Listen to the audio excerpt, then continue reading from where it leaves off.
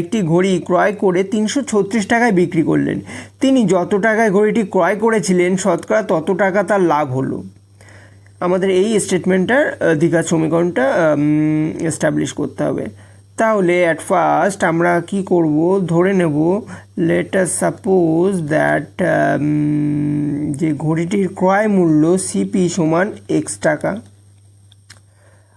আর বলেছে তত টাকায় তার তত পার্সেন্টই তার শতকরা লাভ হয়েছিল। তাহলে প্রফিট হয়েছে কত, প্রফিটও বলছে সেম, তাহলে x% প্রফিট হয়েছে।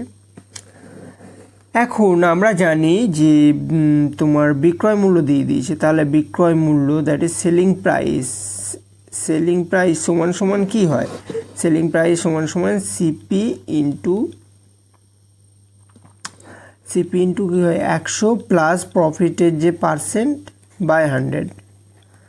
এখন সিপি কত, CP X into 100 plus X by 100, এটা সমানই তো আমাদের প্রশ্ন অনুযায়ী বলে দিয়েছে 336-এর সমান। তাহলে এটা যদি আমরা সিম্পলিফাই করে লিখি তাহলে আমরা কি পাবো, এটাকে আমরা সিম্পলিফাই করে লিখলে পাবো, সাপোজ উপরে কি আছে 100 প্লাস এক্স গুণ এক্স ইকুয়াল টু এই 100টায় নিচে চলে আসবে, দ্যাট ইজ 336 ইন্টু 100, রাইট। তাহলে এটাকে যদি আরও সিম্পলিফাই করি তাহলে আমরা পাচ্ছি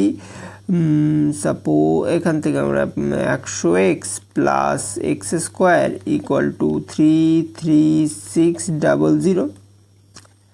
এবার এটাকে যদি আমরা সুন্দর করে লিখি তাহলে পাবো format x square plus 100x minus 33600 equal to 0।